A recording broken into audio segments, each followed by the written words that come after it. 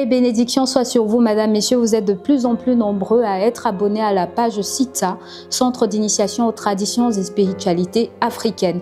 Merci donc de votre fidélité pour vous qui ne manquez aucun de nos importants rendez-vous au cœur du secret. Les vidéos qui nous permettent de grandir, qui nous permettent d'être édifiés au plan spirituel et mystique, mais surtout de nous décoloniser. Oui, car le principe est la vision négro-africaine de décolonisation des consciences afin de restaurer les principes ancestraux et traditionnels jadis jetés en brèche est important aujourd'hui à relever à travers CITSA. C'est donc la mission pour laquelle nous nous battons au quotidien et pour laquelle nous revenons devant votre écran aujourd'hui pour aborder une toute nouvelle thématique.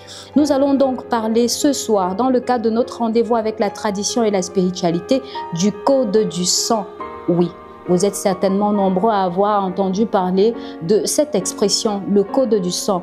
Mais laissons-nous réserver pour vous la mystique et la meilleure compréhension selon la vision de nos ancêtres de ce qu'est réellement le code du sang. On va marquer une transition donc, de façon à permettre à chacun de vous de mieux vous installer, de prendre de quoi noter, d'être dans la disposition adéquate pour recevoir le message qui nous vient des ancêtres, de la bouche de leur porte-parole, qui est donc déjà installé sur ce plateau. On se retrouve dans un court instant.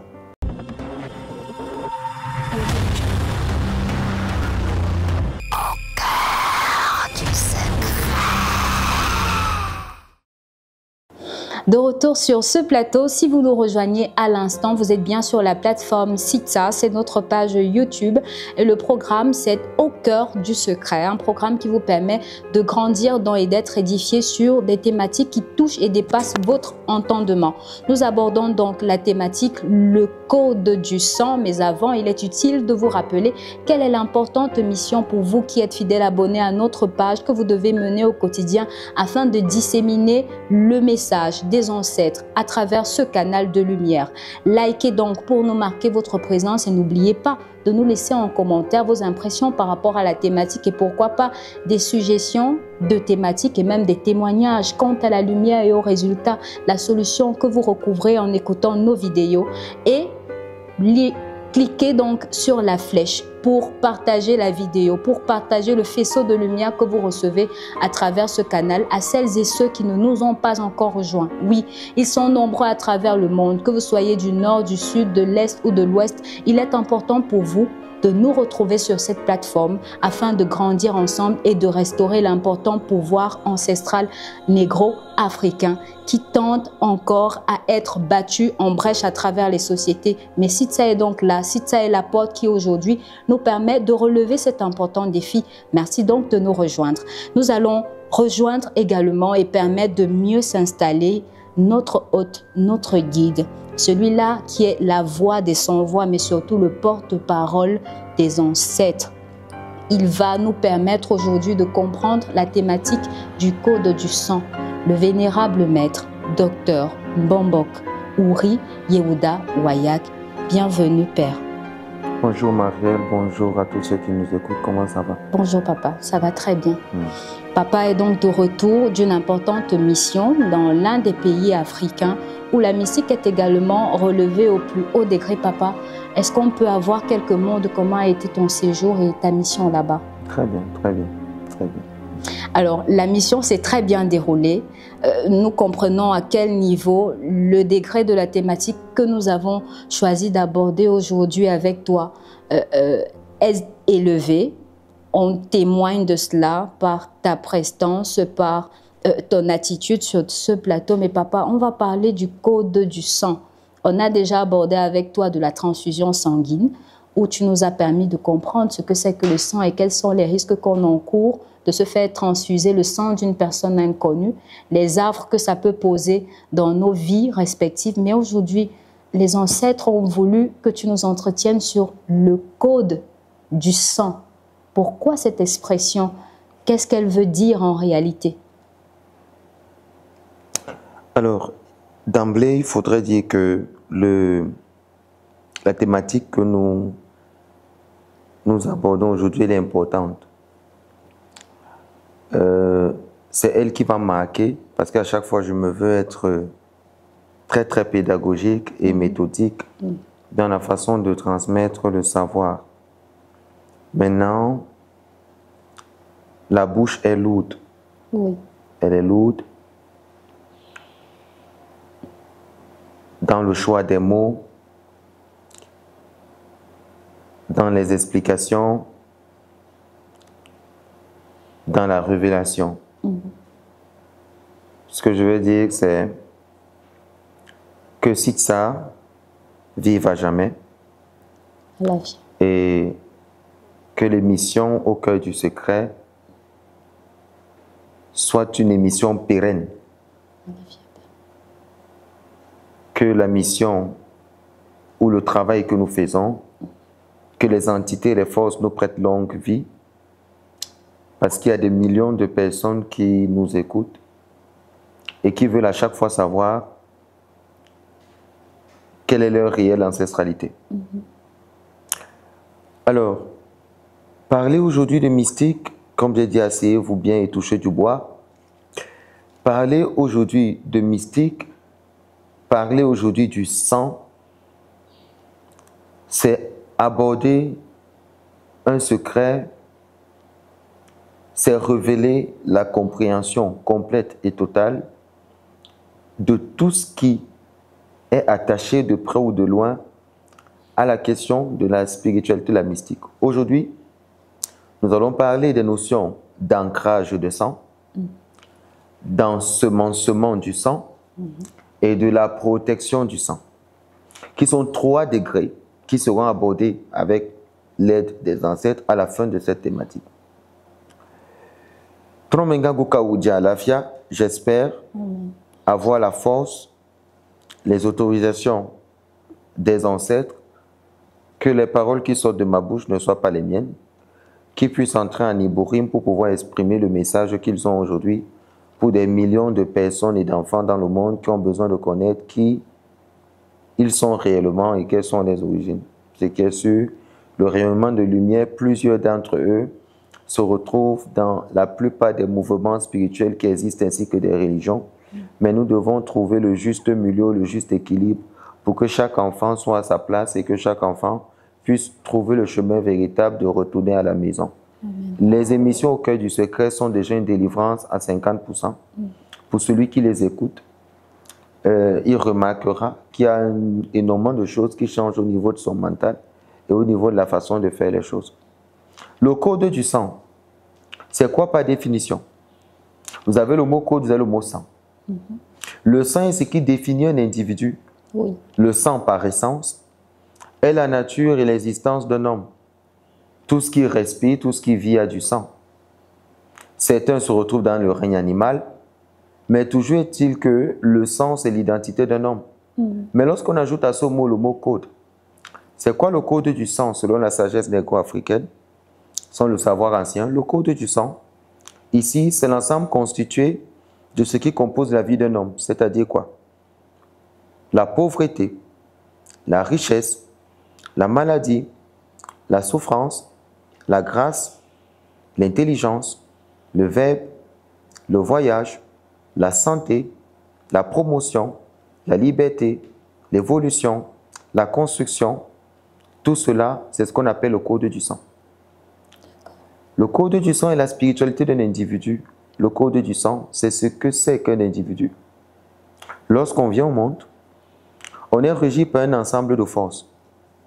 Dans ces forces-là, ou dans le corps d'un homme, dans le sang, on retrouve le niveau de tout un chacun. Ça veut dire quoi? La finance ou l'argent n'est pas un rayonnement, mais l'argent se trouve dans le sang. Si quelqu'un a de l'argent, c'est parce que c'est dans son sang. Si quelqu'un a des facilités, c'est parce que c'est dans son sang. Si quelqu'un a une malédiction, c'est parce que c'est dans son sang. Si quelqu'un y brille, c'est parce que c'est dans son sang. Si quelqu'un est évolutif, c'est parce que c'est dans son sang. Si quelqu'un est intelligent, c'est parce que c'est dans son sang. Si quelqu'un est constructif, c'est parce que c'est dans son sang. Si quelqu'un il a des pouvoirs occultes, c'est parce que c'est dans son sang. Si quelqu'un a des pouvoirs occultes négatifs, c'est parce que c'est dans son sang. Si quelqu'un a de la sorcellerie, c'est parce que c'est dans son sang. Si quelqu'un a de la sorcellerie négative, c'est parce que c'est dans son sang. Si quelqu'un a des pouvoirs ou des aptitudes spirituelles, c'est parce que c'est dans son sang. Si quelqu'un il n'en a pas, c'est parce que ce n'est pas dans son sang. En fait. Alors, vous comprenez par là que ce qu'on appelle le code du sang, c'est l'ensemble des informations qui composent la vie d'un homme, qu'elles soient bonnes ou mauvaises. Alors, cet ensemble d'informations, j'aimerais un peu, papa, parce que là, on est déjà un peu dans la profondeur de ce qu'on retrouve dans le sang. Pourquoi? Parce que comprendre le code du sang, les profanes qui nous regardent à l'instant, parce que j'ai eu certaines questions au préalable, qui faisaient entendre que le code, quand on parle de code du sang, on fait référence au système ABO que l'on connaît chez les scientifiques, où on a les différents groupes sanguins. Mais parler aujourd'hui du code du sang, tu nous permets de rentrer un peu à l'origine, en fait, de chacun de nous. Ah, ma fille, laissez ça. Hein? Oui. Laissez ces histoires-là de ABC. Je vous donne une information qui est importante. Dans le plan spirituel, sur le plan mystique ou le plan astral, chaque homme qui existe est régi par un code. Ce code est le code astral ou le code du sang. Oui. Ce code-là voudrait que, à chaque fois qu'on a besoin d'avoir accès à votre intimité mystique ou à votre évolution ou avoir accès à tous ces attributs dont je viens de citer, toutes ces capacités inhérentes à l'intérieur de vous, on ne pourrait avoir accès à vous si c'est qu'on n'a pas le code.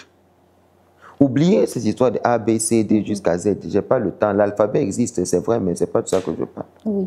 Ce dont je parle aujourd'hui, c'est ce qui a fait en sorte que vous soyez attaqué mystiquement. C'est ce qui a fait en sorte que vous soyez détruit mystiquement. C'est ce qui fait en sorte que vous soyez détruit sur tout votre arbre séphirotique jusqu'aux parties les plus intimes à l'intérieur de vous. C'est ce qui, quand je parle de vous, je parle des autres. C'est Victor Hugo qui le disait d'ailleurs. Alors, vous devez savoir que tout ce qui vous arrive dans cette vie, l'évolution, l'échec, le retard, les blocages, est attaché, in extenso, c'est attaché directement à ce qu'on appelle le code du sang. Alors, laissez-moi vous faire un schéma pour que vous puissiez comprendre, parce que je parle comme un initié. Je parle comme un initié. Je parle comme un initié. Comment une attaque mystique se fait? Vous entrez dans une maison. Regardez, je vais vous détailler le code du sang. Pas des exemples, pas des figures. Lorsque je finis cet exemple, vous me demanderez de vous parler de la signification de la famille. Vous arrivez quelque part où il y a des hommes. Ces hommes-là, il y en a certains parmi eux qui éprouvent de la convoitise en ce qui vous concerne. Et là, vous entendez, on a jeté un sort à telle personne. Et cette personne a attrapé une lèpre. Cette personne a attrapé un zona. Cette personne a attrapé un blocage ou cette personne a attrapé une maladie. Cette maladie que cette personne a reçue, elle a reçu cette maladie par un sort. Ma fille. Oui, papa. Posez-moi la question de savoir comment est-ce qu'on fait pour que le sort atteigne la personne. Comment fait-on, Père, pour que le sort puisse atteindre cette personne en fait? Alors, je vais révéler quelque chose qui va vous choquer. Vous avez toujours cru jusqu'à maintenant que lorsqu'on jette un sort à quelqu'un, ça atteint la personne, n'est-ce pas? Oui. C'est faux. Lorsqu'on jette, c'est une technologie, lorsqu'on jette un sort à quelqu'un, qu'est-ce qui se passe? Celui qui jette le sort, vous voyez l'action physique qui n'est pas visible par vos yeux. Oui. Mais il s'en va dans le code astral. Il va dans le monde astral. Lorsqu'il arrive dans le monde astral, c'est très rapide puisque c'est un initié, il va questionner le monde astral en ce qui concerne ton sang. Il va questionner ton sang. Il va poser donc la question dans le monde astral, qui répond de ce sang? Et lorsqu'il dit qu'il répond de ce sang, les membres de ta famille vont réagir. Parce qu'ils se répondent de ce sang. Parce que les membres de ta famille sont les seuls qui ont le même code que toi. Parce que c'est ton sang. Ils ont le code donc de ton sang. Oui. Alors quand il pose la question, qui répond de ce sang? Il va demander qui est la personne qui répond de ce sang et qui a ce qu'on appelle une spiritualité négative. C'est comme vous appelez les sorciers négatifs. Celui dans ta famille donc qui a la sorcellerie négative ou qui a de l'aversion en ce qui te concerne, ça s'appelle l'aversion. Oui. Ok.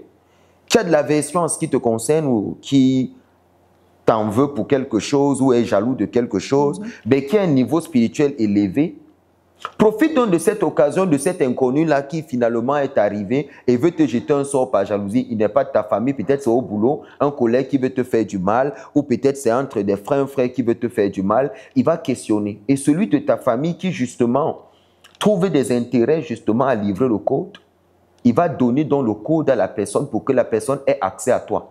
Parce que la question du sang est une question de famille. C'est pour ça que lorsque vous dites « tu es mon sang », voilà mon sang là-bas, les expressions que les gens emploient, ça me fait souvent rire des fois. Tu sais ce qu'on appelle le sang?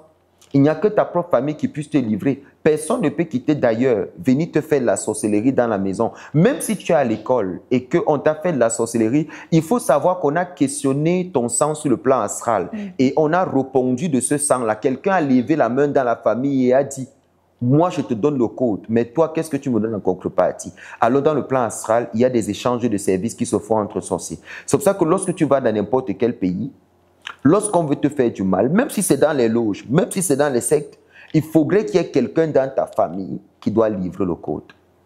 C'est pour ça que je vous ai demandé tout à l'heure de me poser la question sur la famille. Je vais embrayer dessus pour répondre. Justement, quelle est la signification donc de la famille? La famille n'est pas la constitution de membres, n'est pas un rapport sexuel devant peupler justement cette famille pour qu'elle puisse s'accroître.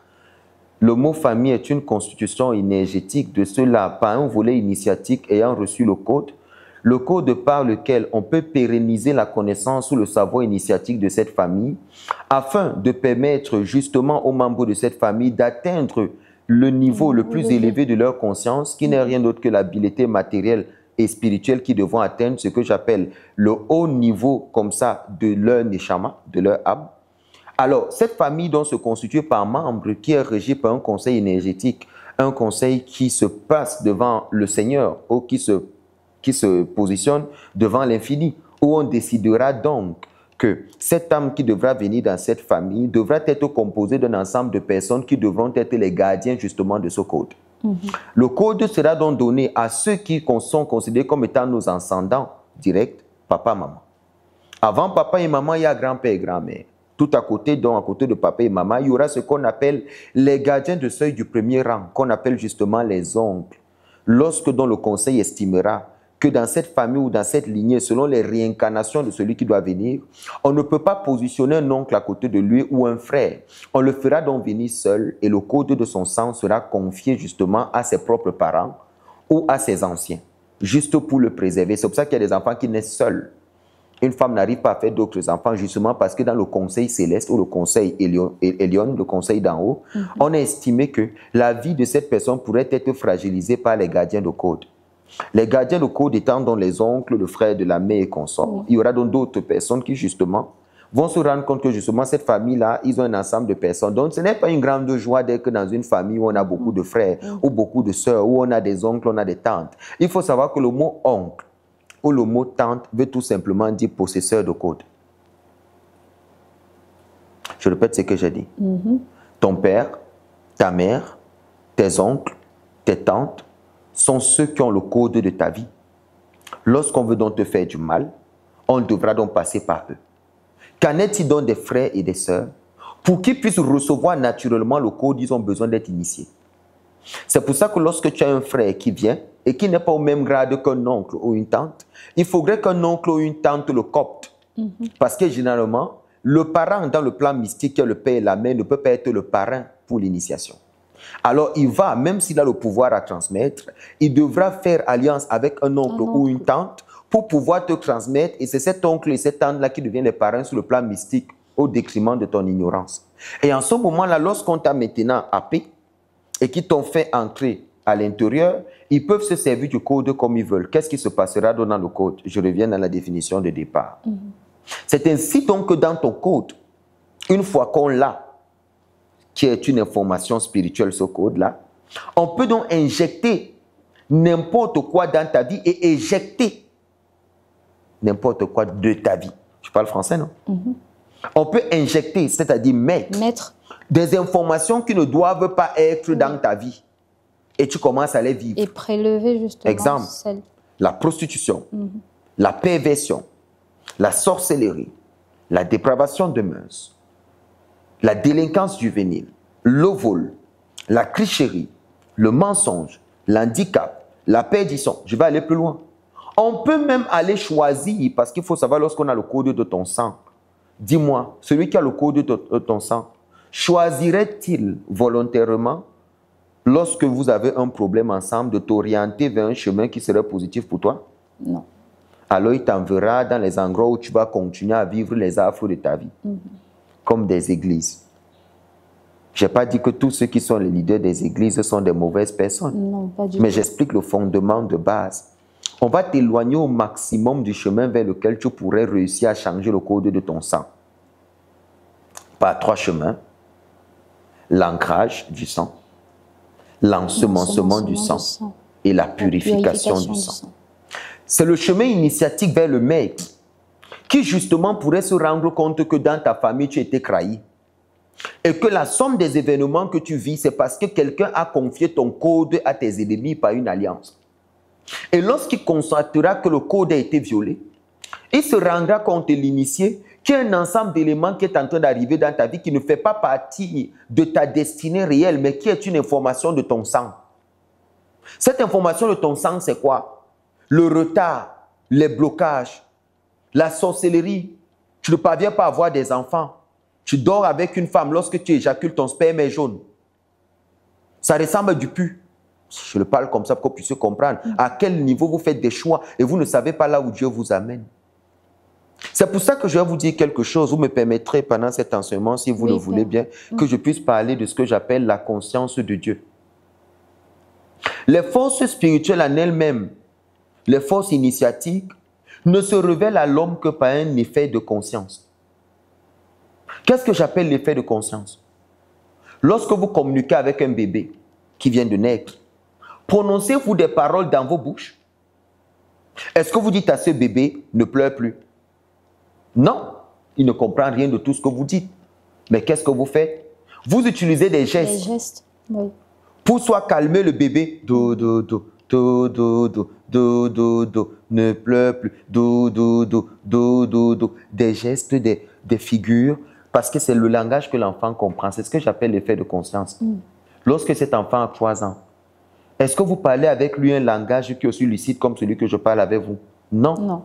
Lorsque cet enfant a 10 ans, quel est le langage que vous avez avec lui? Et lorsqu'il a 20 ans, et lorsqu'il a 30 ans, vous comprenez donc avec moi par là que les forces spirituelles, celles que vous pensez que vous avez eues dans vos églises, il faut savoir que ce que tu vois dans tes rêves est tout simplement fonction de ton degré de conscience. Conscience voulue et conscience non voulue.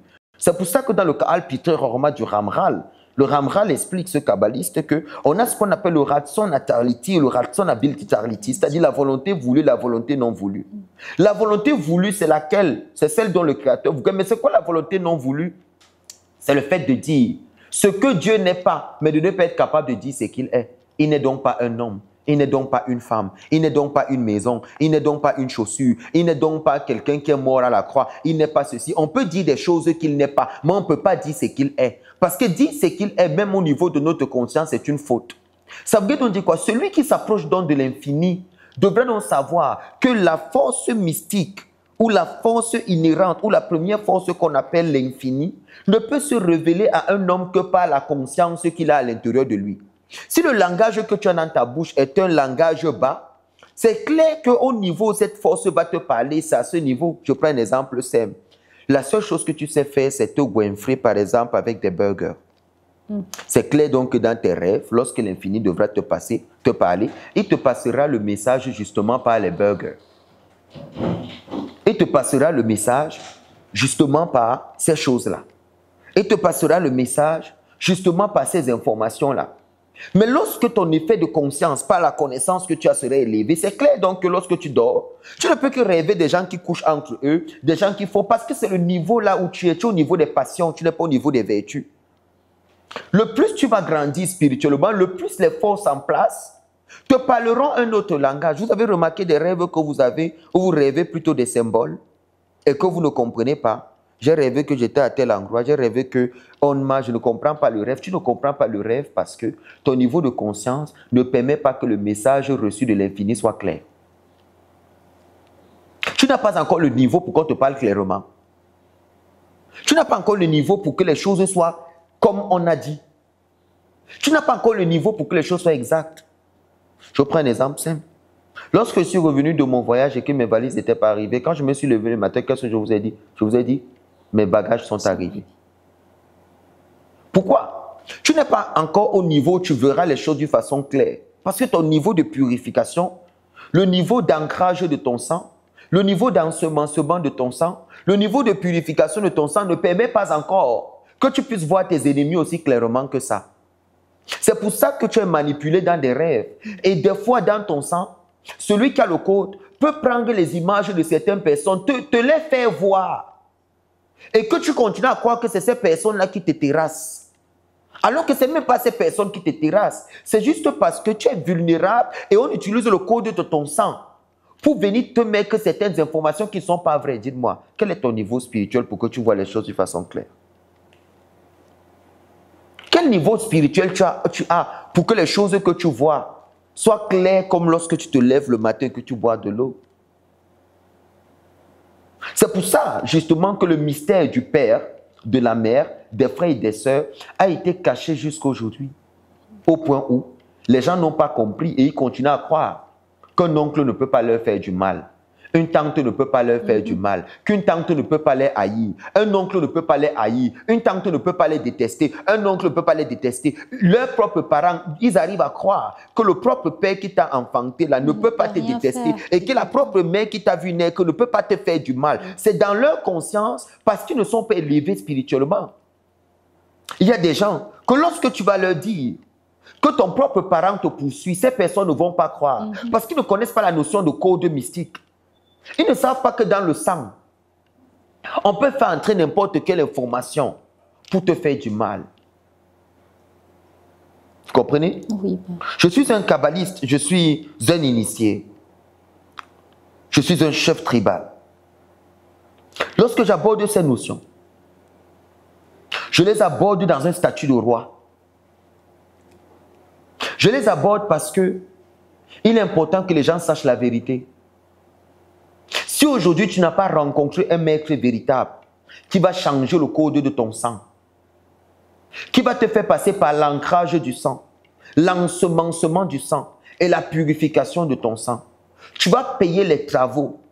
Les mêmes problèmes reviendront. Tu vas résoudre un problème aujourd'hui. Un autre va venir demain. Parce que ce n'est pas là le problème. Le problème, c'est le code de ton sang est connu de toute ta famille. C'est pour ça que tu n'évolues pas. Il faut donc qu'on change ce code pour que l'ancien code qu'ils ont, lorsqu'ils essayent ce code, ça ne marche pas.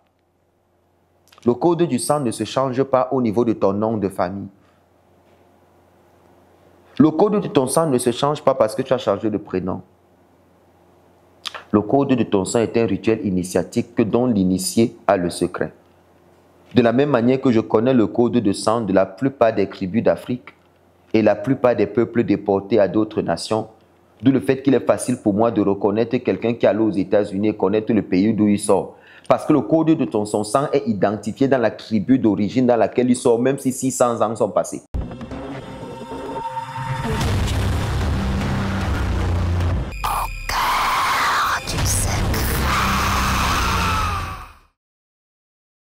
Le même code, le même sang vibre, le même code est là. Mais ce dont je parle aujourd'hui, c'est le code d'accès. C'est comme le mot de passe de votre carte bancaire. Oui. À un moment, lorsque ce code est connu de quelqu'un, il peut retirer l'argent comme il veut et il peut mettre de l'argent s'il veut. Si donc maintenant ce code n'est pas changé, le code d'accès qui est donné le jour de ta naissance, que ton père a, je vous dis, tout mystique de ta famille. S'il y a un mystique dans ta famille, il connaît le code de sang.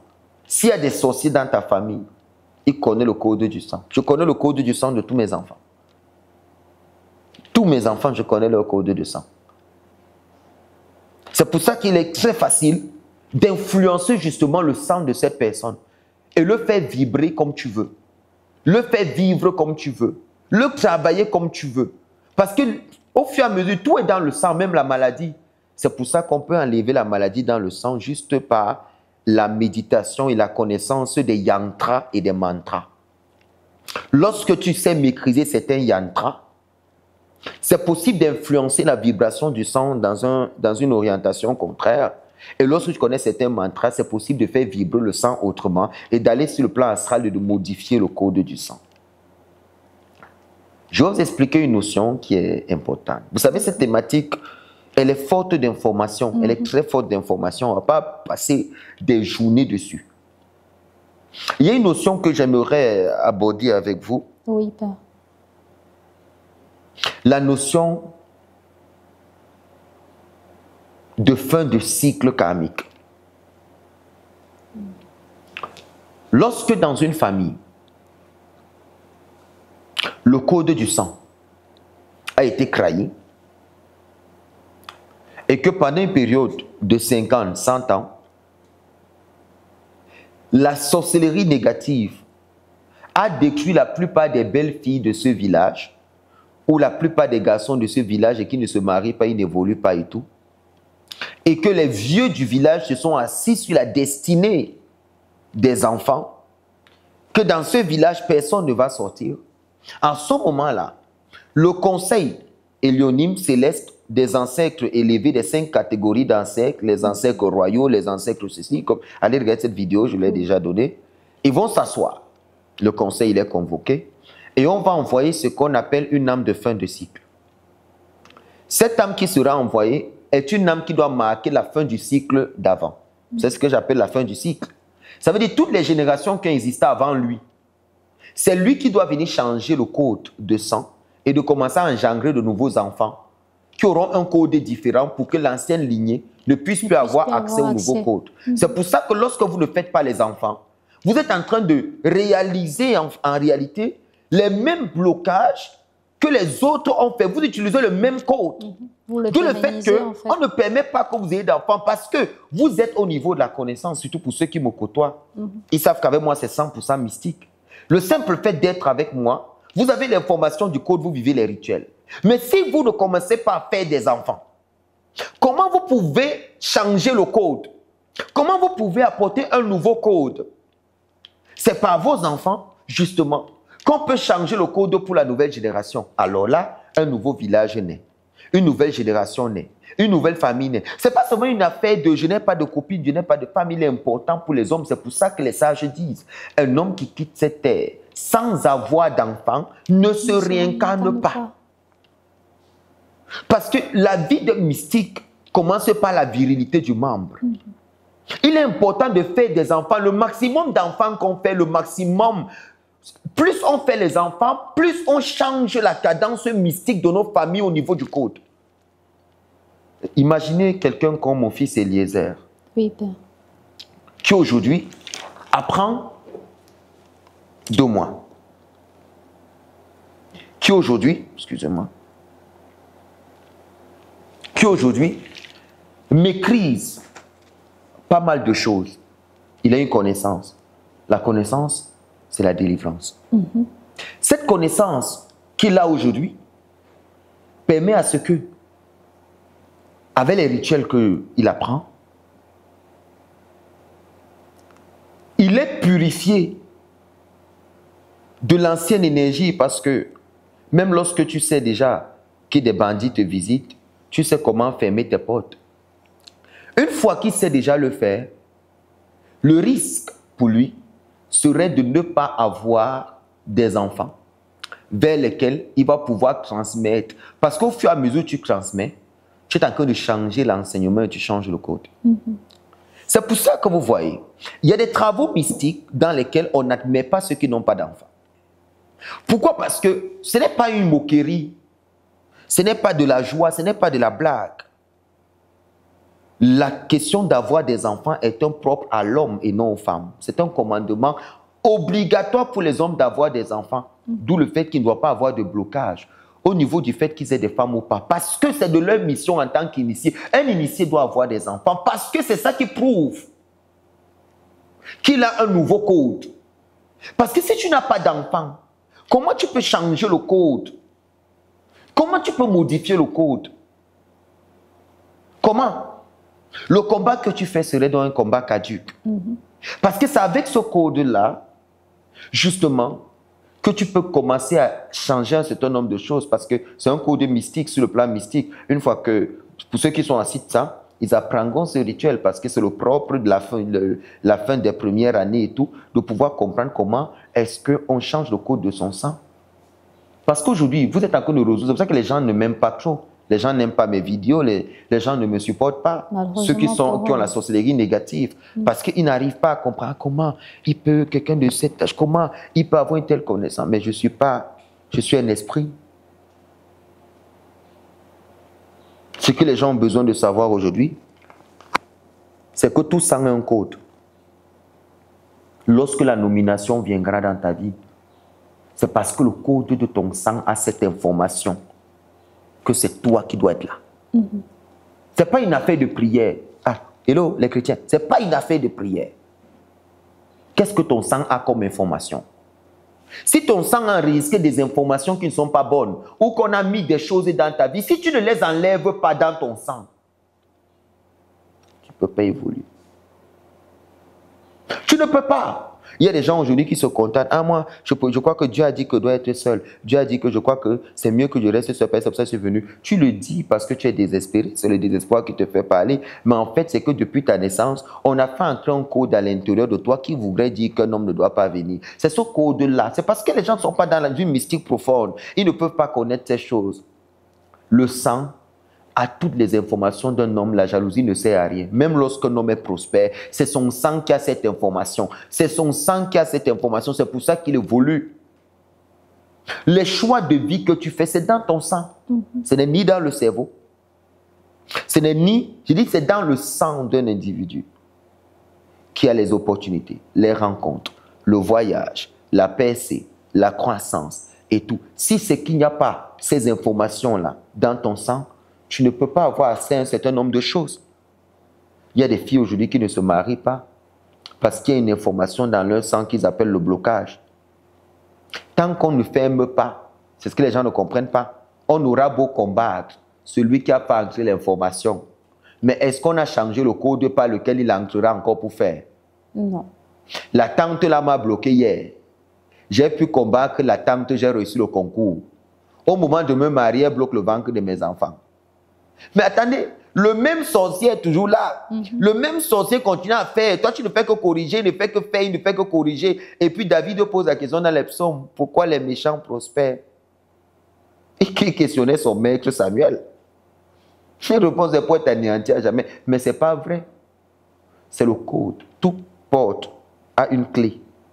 Si j'ai la clé de la porte, j'entre. Soit pentecôtiste, soit tout ce que tu veux, ça te regarde. Sur le plan astral, le sang a un code. Écoutez bien ce que je vous dis aujourd'hui. Oui, le sang a un code. Si quelqu'un a le code de ton sang, soit n'importe qui sur cette terre, il a accès à toi. C'est pour ça qu'on ne révèle pas le code de son sang à plusieurs personnes. D'où le fait que dans les sociétés secrètes, on change le code du sang de ceux qui y adhèrent. Et on leur demande de ne jamais le dire à quelqu'un, de ne jamais parler. Les rituels qui sont faits, on dit ne parle pas. Parce que c'est des secrets qui, justement, au moment où tu vas parler, dans les mots que tu prononces, il y a les lettres qui redonnent, qui constituent le code de ton sang. Je prends un exemple simple. Quand vous parlez avec un arabe, la langue qu'il parle, c'est l'arabe, non? L'arabe, oui. Quand vous parlez avec un Camerounais, c'est le français ou l'anglais, non? Oui, père. Mais lorsque vous écoutez le ton d'un Camerounais, vous savez qu'il est Camerounais, non? Oui. Mais lorsque vous écoutez un Ivoirien, vous savez qu'il est Ivoirien, non? Oui. Est-ce que vous savez que c'est un code? À l'intérieur de chaque langue, il y a des dialectes. Donc, même ta façon de parler, les mots que tu emploies, on peut savoir si tu es pervers ou pas. On peut savoir si tu es quelqu'un qui peut garder un secret ou pas. On peut savoir si tu peux être un initié ou pas. La manière de faire tout ce que tu fais est un code. C'est pour ça que je vous dis aujourd'hui, ne révèle jamais ta spiritualité à quelqu'un. Cachez vos vies spirituelles. Tout le monde n'a pas besoin de savoir que vous êtes inscrit à une école initiatique qui s'appelle SITSA. J'ai vu certaines personnes se vanter partout qu'ils sont à SITSA. Ils sont à SITSA. Nous sommes à SITSA. On étudie avec le maître. Mais pourquoi? Pourquoi vous parlez? Vous n'avez pas besoin de parler. Lorsque vous faites votre inscription, vous n'avez pas besoin de dire aux gens vous êtes là. Parce que si vous ne pouvez pas garder un secret, vous ne pouvez pas être à l'intérieur. Dans vos familles, donc, il faut savoir que ton père a ton code. C'est pour ça que quand on atteint un enfant dans une famille, mystiquement, on pose d'abord la question au père et à la mère. Parce que c'est le père et la mère qui ont le code. Soit ils ont laissé, parce que l'ignorance aussi est un problème. Oui. Si c'est que les deux parents sont ignorants, écoutez, je vais vous dire, un père peut accoucher. Regardez, vous pouvez avoir un enfant, mais vous ne connaissez pas le code de son sang. Est-ce que vous le savez? Vous savez qui a le code? Là, vous nous l'apprenez. Qui, père? Celui qui est initié. Tout initié dans une famille connaît le code du sang. Peut-être vous n'êtes pas que de comprendre ce que je dis. C'est un peu compliqué. Vous connaissez des parents simples qui ne voient pas de l'autre côté, non? Qui ne connaissent le code d'aucun de leurs enfants. Mais ils ont des enfants. Mais vous savez qui a le code? Une tante sorcière. Bon, logiquement, les enfants là sont les enfants non de qui? De la tante. La tante. Parce que c'est elle, à tout moment, elle peut faire n'importe quoi et avoir accès à leur vie comme elle veut. Oui. D'où le fait que c'est la pire des bêtises aujourd'hui pour des gens de ne pas être initiés. Ils doivent donner tout ce qu'ils ont.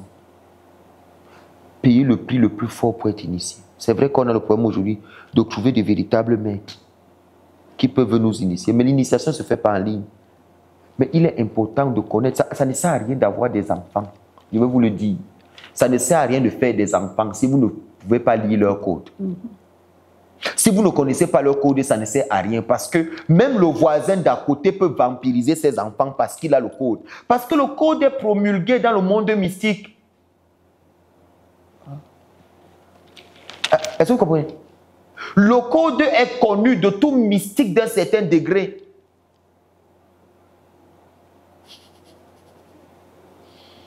Il suffit d'être mystique, d'aller questionner cette famille-là. Le régent spirituel de cette famille lui dit, j'ai des contentieux avec un tel, j'ai besoin de son code. Si ça arrange le mystique de la famille, le régent, il te donne le code, moyennant des services. Le jour où toi aussi, le mystique est venu demander, et aussi quelqu'un dont toi tu as le code, dont tu voudrais ses services. J'avais dit une fois que dans le marché mystique, il y a les transactions mystiques, il y a ce qu'on appelle la négociation mystique, où le mystique, vous comprenez maintenant aujourd'hui, le mystique peut décider de livrer ou de ne pas livrer. Pourquoi? Parce qu'il a le code. Tout enfant qui est soumis à un mystique véritable, qui sache que le mystique a le code de son sang. Je dis quoi? Tout enfant qui est soumis à un mystique véritable, qui sache que ce mystique détient son code. C'est pour ça que les gens ne comprennent jamais.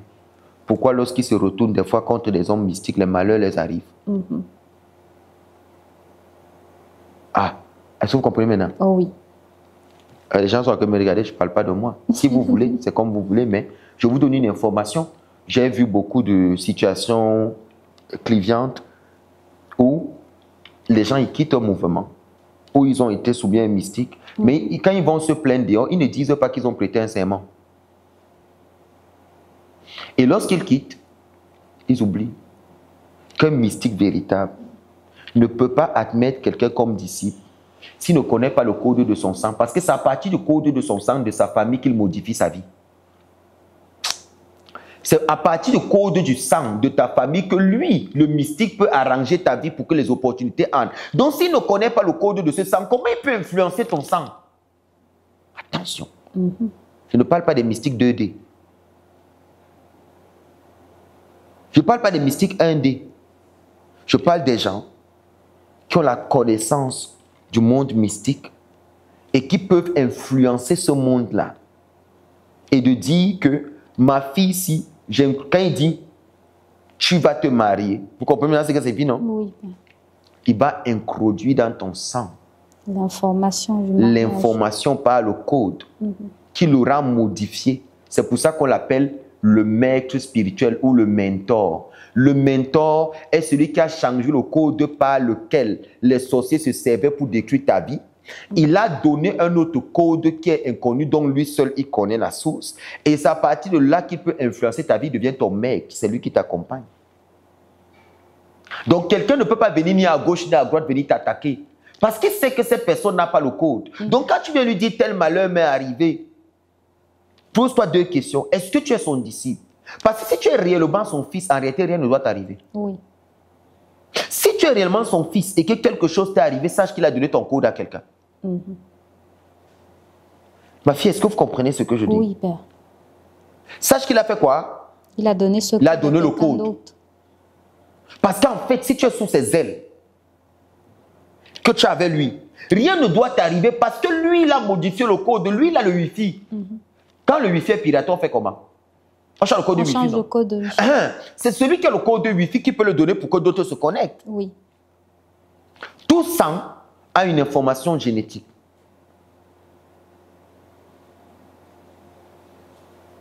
Et c'est écrit dans le char à Kavanot.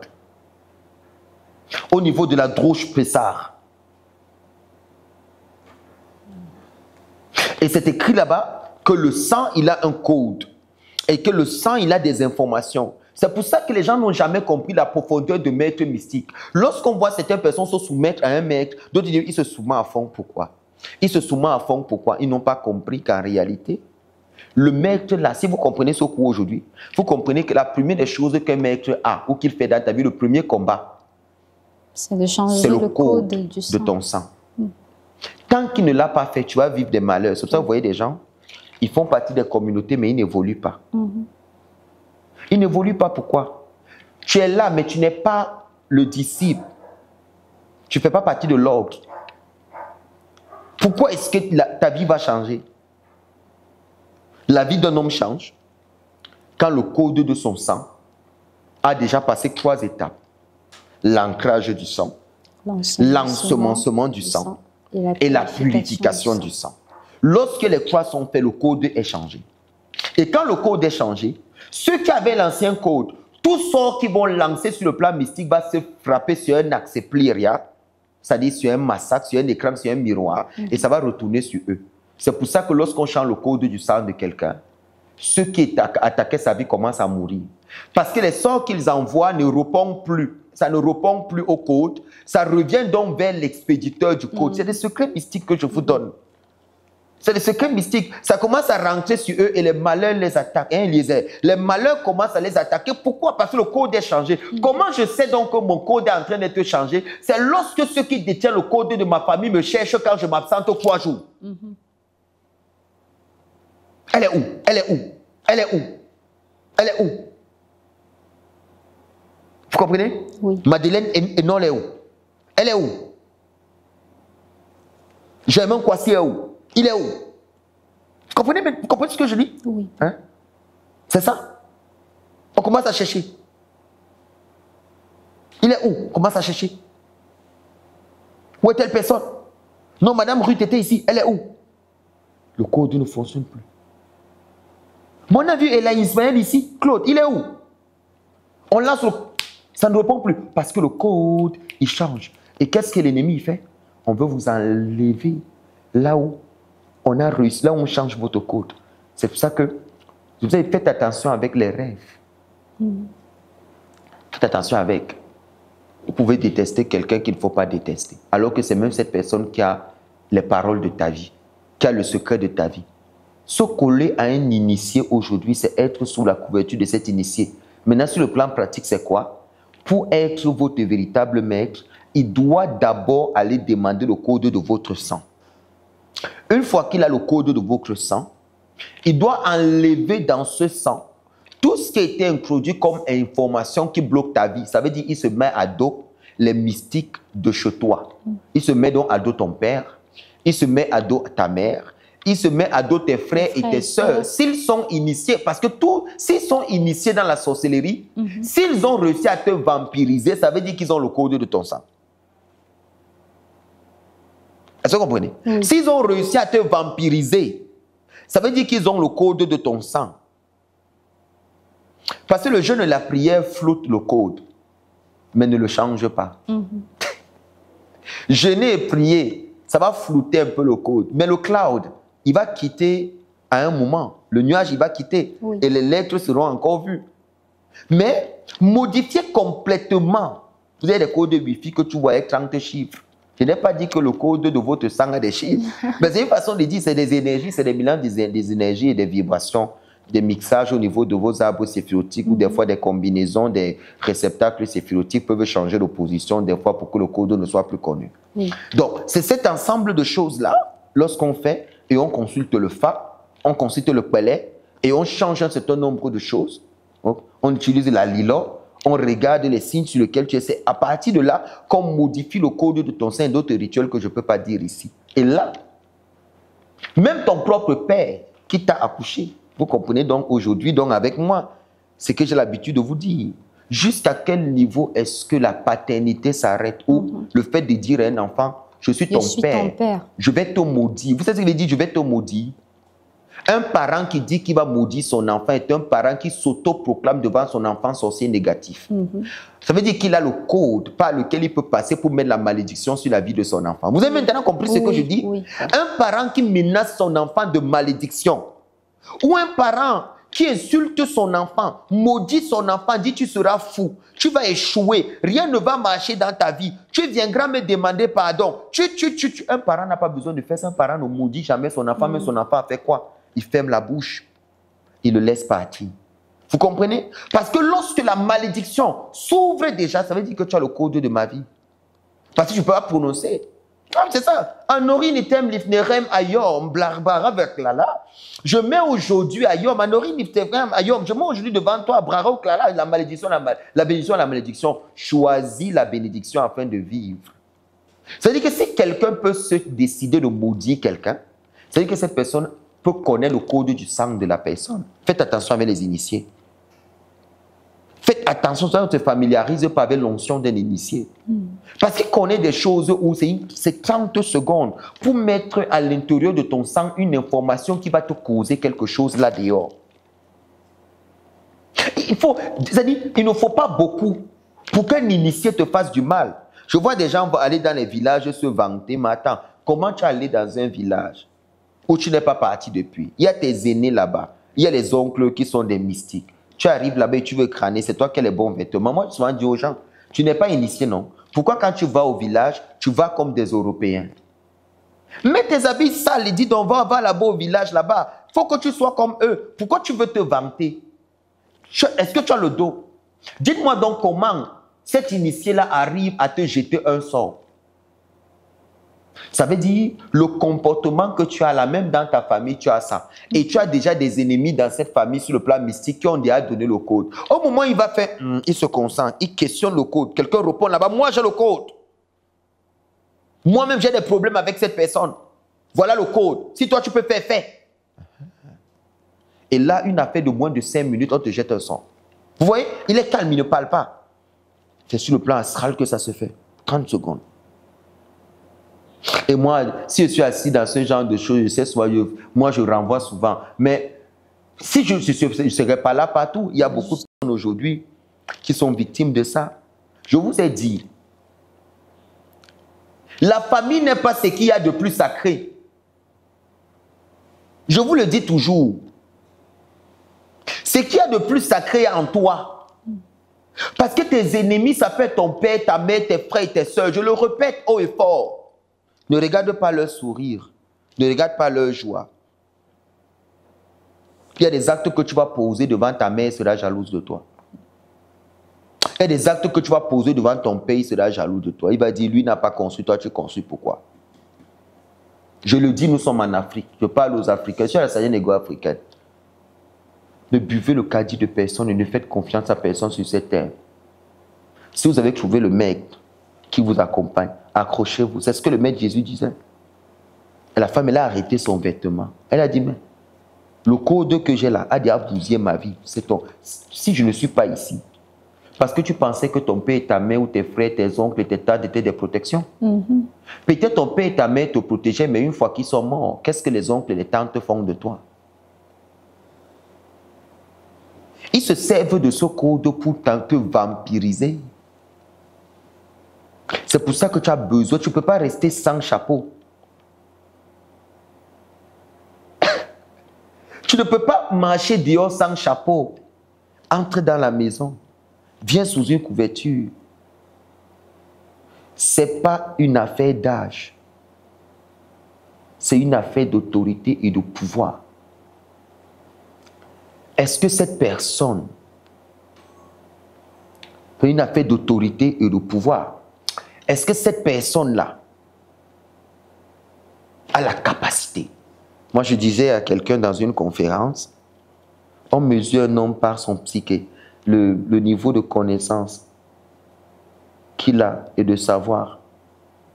Beaucoup de personnes aujourd'hui sont bénies par les enseignements de Sitsa. Même ceux qui n'aiment pas la page, c'est-à-dire que tu n'aimes pas, tu n'aimes pas le mouton, mais reconnais que ça vient des bonnes. Même si le mouton sent. Quand on braise ça, la reconnaît quand même que tu n'aimes pas le mouton. Ils viennent quand même écouter les vidéos parce qu'ils savent qu'ils apprennent énormément. Il faut reconnaître cette grâce.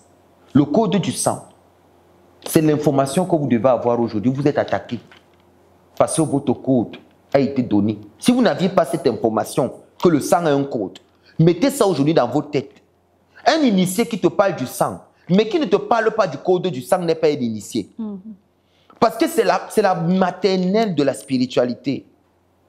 De dire que tout sang a un code. Chaque enfant qui naît a un code sur son sang.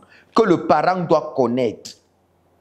Que le parent doit connaître. C'est pour ça que lorsque les codes du sang sont violés et que cet enfant consomme ce qu'il ne doit pas consommer alors que ça n'entre pas dans les codes de son sang, il est exposé devant les mystiques négatifs et sa vie commence à être détruite. Quel est le code de ton sang?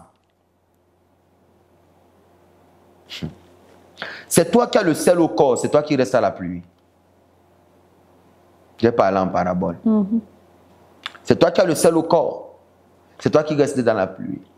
Tu es sûr que la maison dans laquelle tu habites est une maison favorable pour ton évolution? Est-ce que tu es sûr de ça? Est-ce que tu es sûr? Est-ce que tu es sûr de cette réalité? Je sais qu'il y a des gens qui vont aimer cette vidéo. Mais c'est le moment de leur dire, la plus grande protection que vous avez aujourd'hui, c'est d'avoir un maître. Piquez à votre Antigonus de Socro qui le disait. Et dans Piqué à votre, il a dit, c'est-à-dire, tu te feras un maître.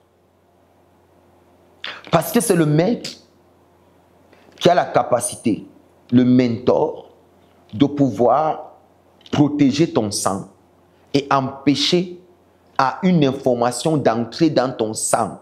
Lorsqu'on veut mettre le deuil dans ton sang, on fait entrer le deuil dans ton sang pour que l'un de tes enfants meure. C'est le maître là qui vient enlever le deuil dans ta maison. Il enlève l'information que le sang a enregistrée. Parce qu'ils ont tué un animal par le sang pour pouvoir te bloquer la vie. La terre a enregistré le sang en ce qui te concerne pour que le sang coule dans ta maison. Il n'y a que ce maître là qui peut se lever et enlever cette information dans ton sang et de dire que tel malheur n'arrive pas. C'est ce que ça signifie. Il y a des choses que les yeux physiques ne peuvent pas voir, mais seulement les yeux spirituels. Vous devez le comprendre aujourd'hui. Le code du sang. Toute personne dans ta famille qui est initiée a le code du sang.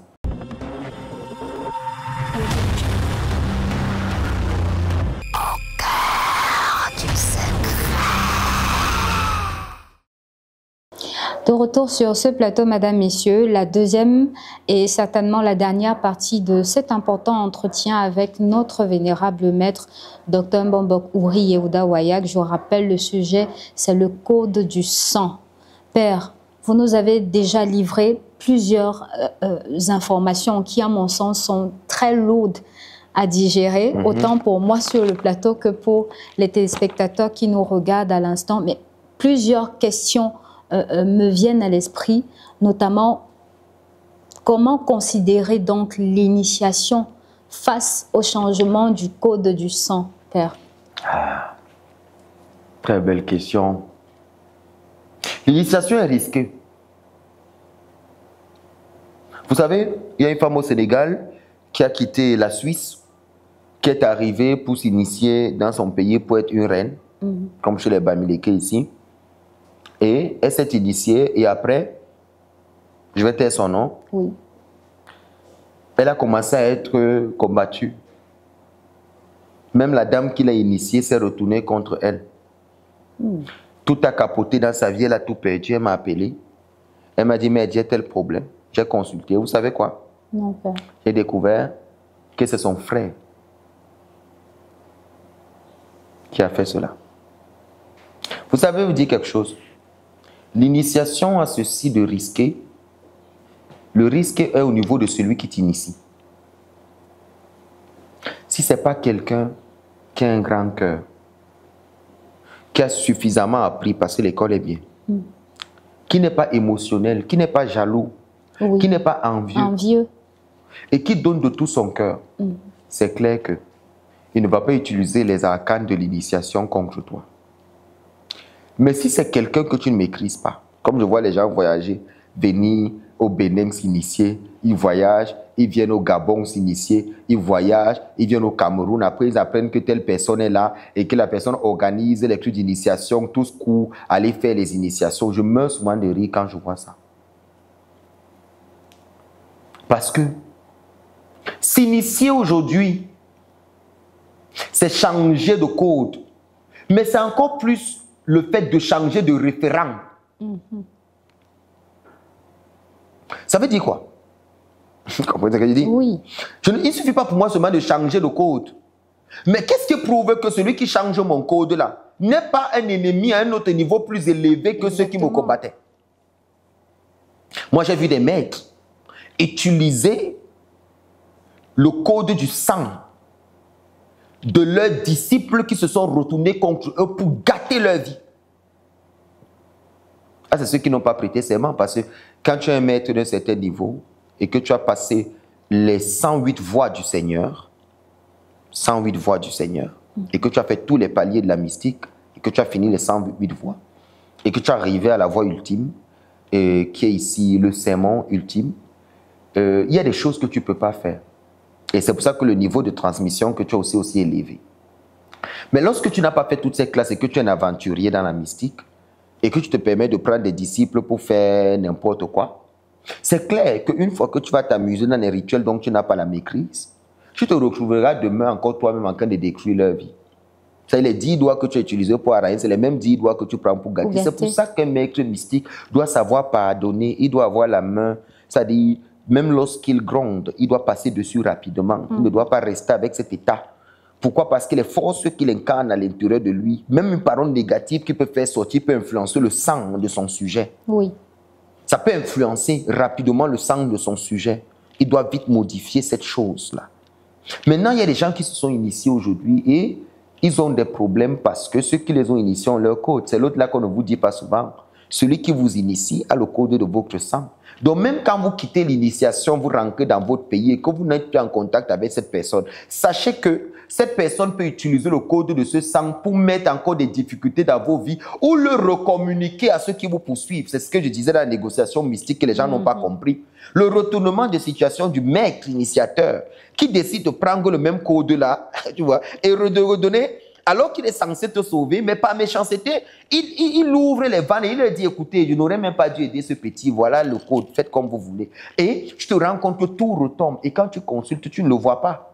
Mais tu vois plutôt ceux qui t'attaquent. Mais comment ils font pour m'attaquer alors que je suis censé être protégé? Ils ont reçu le... Comment c'est possible? Aujourd'hui, soyez des personnes intelligentes et matures. C'est pour ça que le maître ne doit pas toujours accepter n'importe qui comme disciple. On ne peut donc pas avoir 1000 disciples. Vous comprenez? On ne peut donc pas avoir 1000 disciples. Parce que où est le temps pour pouvoir les suivre tous? Et de pouvoir être là pour eux. Donc ce n'est pas une affaire d'argent. Oui. Ce n'est pas une affaire d'argent. C'est pour ça qu'à Site, on ne cherche pas la foule. Parce que véritablement, suivre quelqu'un, ça allait jusqu'au bout, d'où le fait de l'initiation. L'initiation aujourd'hui, C'est le lien. Le maître n'appelle plus ses disciples disciples, mais il les appelle frères et sœurs. Parce que lorsque les disciples passent le cap de l'initiation, ils causent maintenant avec le maître comme des frères, ils s'asseyent à la même table. Et là, il n'y a plus de tabou. Pourquoi? Parce que le code du sang est connu. Alors, le maître pourra leur dire, tu vois ça, ne fais jamais parce que c'est le code de ton sang. Le jour où tu fais ça, le code est exposé sur le plan astral. Vous comprenez maintenant? Vous comprenez? Là, je suis en profondeur dans la chose. Il n'y a donc que le maître initiateur qui connaît le code sur lequel tu es né, le code de ton sang. Le code de ton sang, c'est ce que j'appelle en langage simple, l'interdit te préserve. Connais-tu tes interdits? Tu ne connais donc pas le code de ton sang. Parce que ces ensembles d'informations spirituelles-là, de ce qui devra être fait et ce qui ne devra pas être fait, c'est ça qui ouvre les portes. Vous savez, dans le monde mystique, il est tel que chaque action physique que nous faisons apparaît sur le plan mystique en termes de codage. Et là, même celui qui était caché est connu. Comment un mystique s'expose lorsqu'il fait une faute qui entre dans... C'est pour ça que vous avez... Je vais vous donner une anecdote, vous allez rire. Oui. N'est-ce pas, à l'église, on parle de péché, non? Vous savez ce que c'est que le péché dans la tradition négro-africaine? Non, père. Le péché, c'est la profanation de tes interdits. Qui comprend maintenant?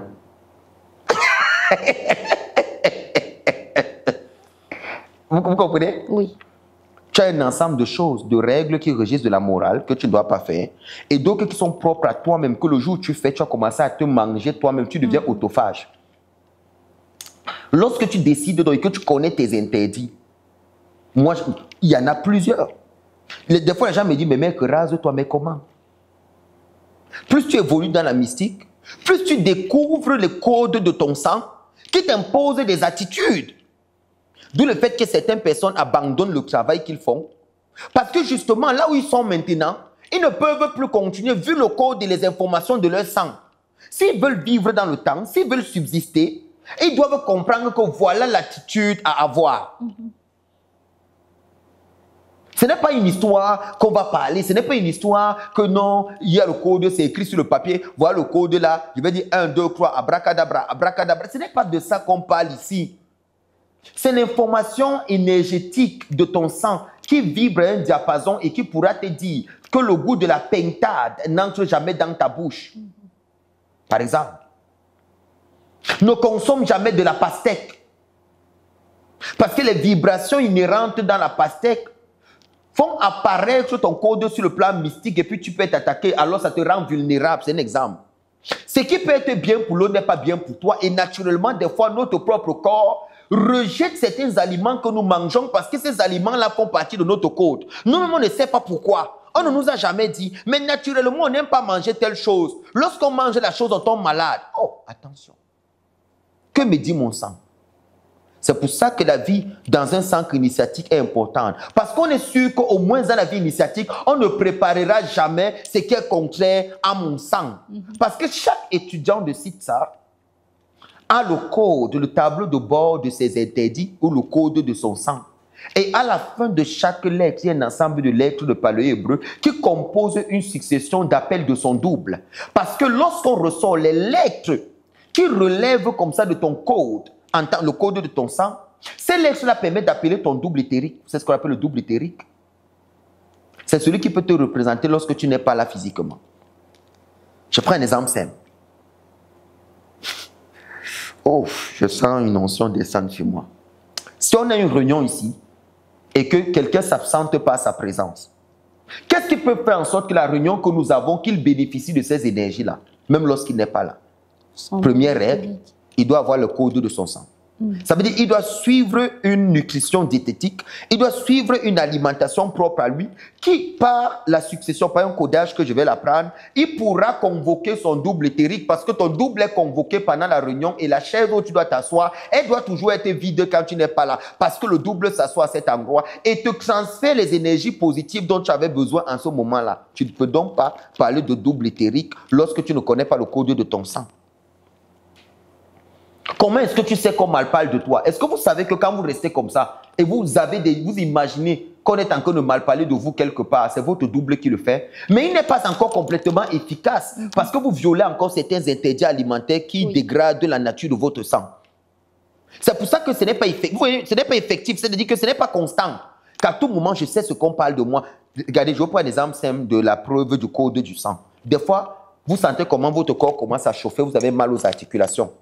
Tout d'un coup, vous avez l'impression qu'un truc se passe que vous ne maîtrisez pas. C'est parce qu'on fait des incantations sur vous. Et votre double est en train de ressentir cette vibration-là dans le lieu-là, parce qu'il est là-bas actuellement. Et il ressent ça et il te renvoie l'autre côté de la chose. Mais comme tu n'es pas constant dans tes interdits, tu ne les connais pas, tu ne maîtrises pas comment on entretient le code, comment on protège le code, comment est-ce qu'on fait tous ces éléments-là, comment se fait l'ancrage, l'ensemencement et la purification du sang, tu ne peux pas être effectif dans les présences. C'est pour ça que lorsqu'on te cherche à certains endroits, on ne te voit pas parce que ton double éthérique est réel. C'est ce même double qu'on convoque lorsque quelqu'un meurt.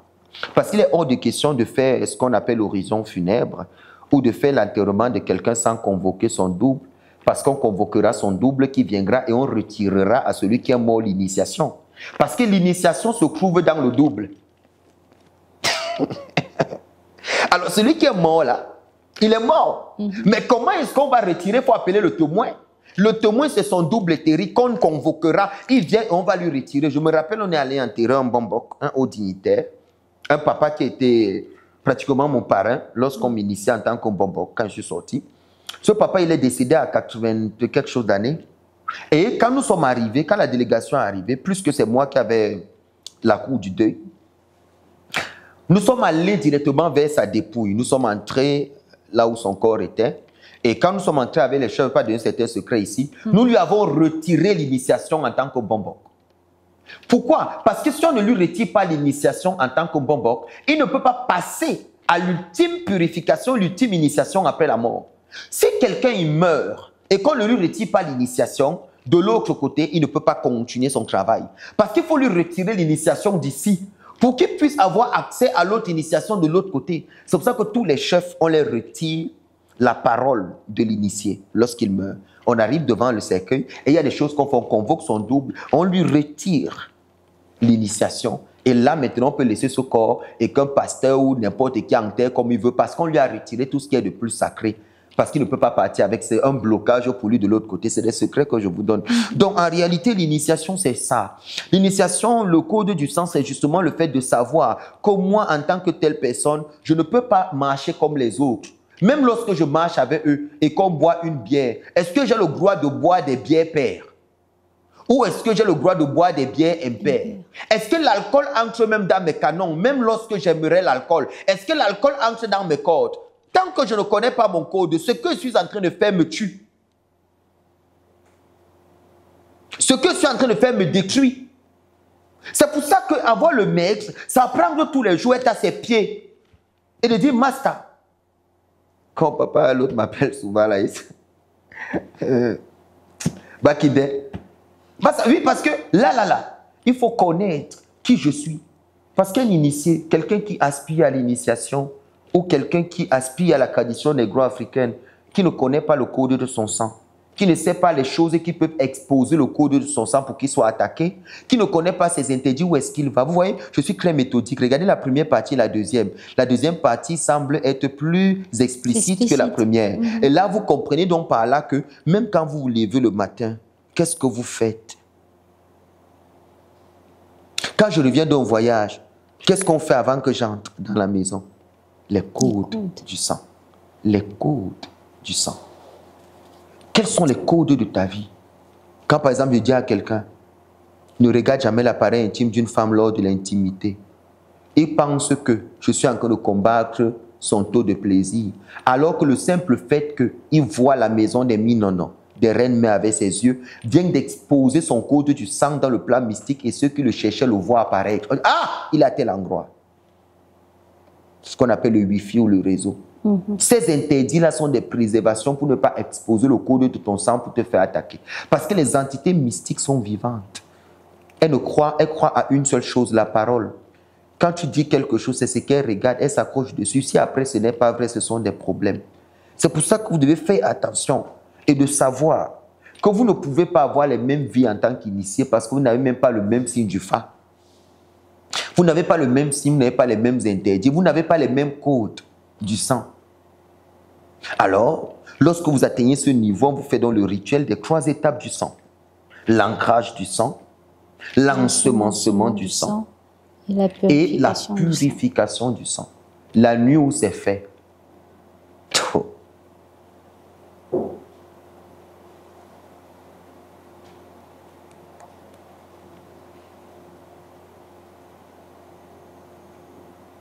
Ah.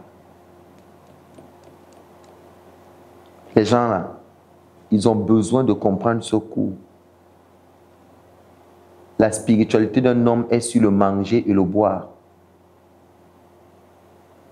Les aliments là, que vous mangez là, l'ananas là qui est bien rouge là, qui est bien jaune autant pour moi, qui est sucré là, peut être un interdit pour toi. La papaye là, le papaye qui est devant chez toi là, qui donne des gros papayes, vous connaissez le papaye solo, c'est bien sucré là, ça peut être ton interdit alimentaire, tu ne sais pas. Alors que tu es dans la région des papayes. Ah, je parle encore des... Le repas que ta mère prépare là, c'est ta mère. Mais ce repas peut être un problème pour toi. Parce qu'il y a des éléments dans ce repas qui sont contre ta nature. Vous aimez pour les repas de famille, les réveillons de fin d'année. Mais est-ce que tu sais comment ton alimentation doit être? Peut-être tu manges les poissons silures. Peut-être tu manges des escargots. Peut-être c'est ton interdit et pas pour l'autre. Vous pouvez tous être à l'école, ne pas avoir les mêmes interdits. Vous pouvez avoir des interdits qui se ressemblent. Mais un initié qui n'a pas d'interdit, par exemple, tu te lèves un matin pour aller faire une émission, tu n'écoutes pas l'oracle qui te dit comment te mettre pour un type d'émission. Tu es quel genre d'initié?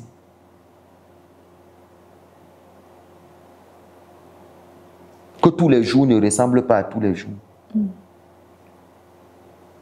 Je continue à dire l'émission au cœur du secret. Je bénis cette émission tous les jours à cause du maximum de témoignages que je recense. Les gens sont délivrés parce qu'aujourd'hui ils comprennent beaucoup de choses. Les gens font n'importe quoi. Est-ce que vous savez que sur cette terre, il y a des gens qui ne doivent pas, 22 heures, on ne doit pas les trouver dehors? Ils ne savent pas. 22 heures. Mais ils sont dehors jusqu'au petit matin du lendemain. Est-ce que vous savez qu'il y a des gens ici qui ne doivent pas sortir de leur maison si midi n'a pas sonné? Mais ils vont te dire qu'ils travaillent. Ils doivent être au boulot à 7 heures. La spiritualité est donc un choix. À partir du moment où tu veux embrasser la connaissance du code de ton sang, à partir du moment où tu vas embrasser qui tu es réellement, sache que tout ce qui va sortir, ce qui te concerne, c'est pour toute ta vie. C'est pour ça qu'avant, les initiés, on dit, j'entends les gens dire, où sont nos ancêtres pour construire les routes? Où sont nos ancêtres pour créer le développement? Si on ne venait pas faire, c'est pour ça aussi que notre génération est malade. Elle ne vit plus longtemps. Les maladies incurables. Parce que nos ancêtres d'avant, quand on lui disait, le signe sortait, il dit, reste dans la forêt, il restait dans la forêt. Il est peut-être l'ancêtre de quelqu'un et celui d'aujourd'hui le crête ne vaut rien, mais il ne sait pas que si cet ancêtre n'avait pas écouté son poli, son signe, et qu'il n'avait pas fait tout ce qu'il a fait là, celui d'aujourd'hui ne serait pas né. Oh oui. Jeune génération, comment vis-tu cette génération? Nous sommes à l'époque du modernisme. Mais lorsqu'on te voit, es-tu assimilé? Es-tu assimilé? Pour des jeunes aujourd'hui, oui, c'est parce que peut-être je suis roi, je suis chef et tout. On voit, il est habillé, on dit que non, c'est normal, c'est le chef. Mais qui t'a dit que c'est normal? Tu sais comment ça se passait avant? La signification de la nudité pour un Africain n'est pas la même que les autres. Qu'est-ce que cela symbolise? Les bras d'un chef dehors ou le torse d'un chef dehors, c'est des symboliques très fortes. Mais aujourd'hui, là, le code, là, on l'a perdu. Quand on va faire un rituel sur toi pour bloquer ta vie, les éléments utilisés dans ce rituel sont copiés selon le code de ton sang. Alors qu'est-ce qu'on dit? On va mettre dans ce rituel-là qu'on est en train de faire contre toi quelque chose qu'on sait que tu vas seulement manger pour que le sort te prenne. Si toi tu ne connais donc pas les éléments qui composent ta vie là, et ta mystique, comment est-ce que tu veux t'en sortir? Ils vont seulement te faire ce qu'ils vont te faire. Nous ne sommes pas éternels.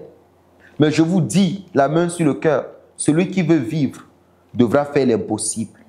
Parce que le plus vous avez cette connaissance à ça, le plus vos défis seront énormes.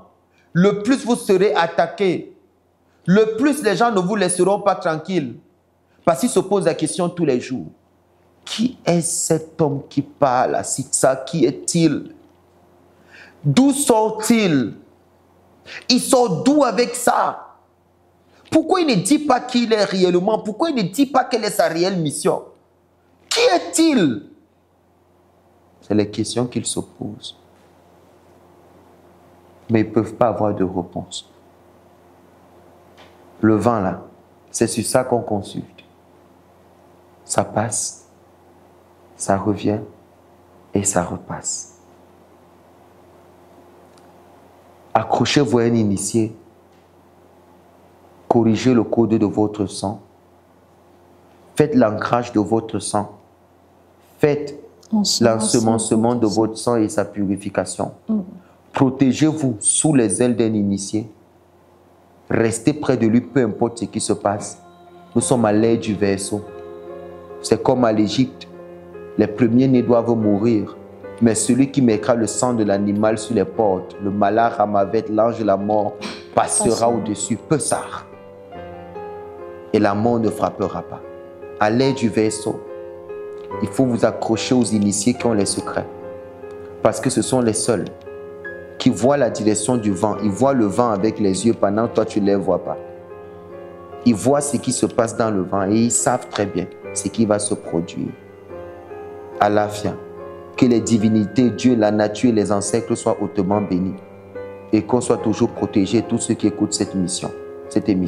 Alafia. Alafia. Grandement merci, vénérable Maître, merci Père, et surtout que toutes les divinités les plus hautes, ainsi que toutes les autorités divines, celles que vous avez eu à rencontrer et celles que vous rencontrerez encore, celles qui nous entourent ici et qui sont sur ce plateau avec nous et qui vous ont permis justement de pouvoir nous entretenir sur cette thématique, vous élèvent davantage et vous accompagnent dans la réalisation de cette importante mission. C'est sur ce, mesdames, messieurs, que nous remettons donc la clé sous le paillasson. C'est la fin de cet important entretien sur le code du sang. Nous espérons que vous serez édifiés. Pour vous qui retrouverez cette vidéo dans quelques instants, prenez le temps de bien la comprendre. Prenez le temps de la regarder encore, car les informations ne prendront sens qu'à des niveaux et à des degrés précis et à une fréquence bien déterminée. Ne manquez donc pas, pour vous qui êtes abonnés à cette édition, à notre chaîne, qui avez regardé la vidéo de bout en bout, de la partager à celles et ceux qui ne l'ont pas encore, afin qu'elles aussi soient informées sur le code du sang. N'oublions donc pas, il est important de travailler sur 3 aspects: l'ancrage de votre sang, l'ensemencement de votre sang et surtout la purification de votre sang. Nous nous retrouverons pour une toute nouvelle thématique, mais d'ici à là, que la lumière de vos ancêtres soit continuellement avec vous et qu'elle vous protège. On se retrouve pour une toute nouvelle thématique sur Sitsa, mais n'oubliez pas, ne retenez pas l'important message que vous venez de recevoir, car vous pouvez sauver des vies, elle est capitale.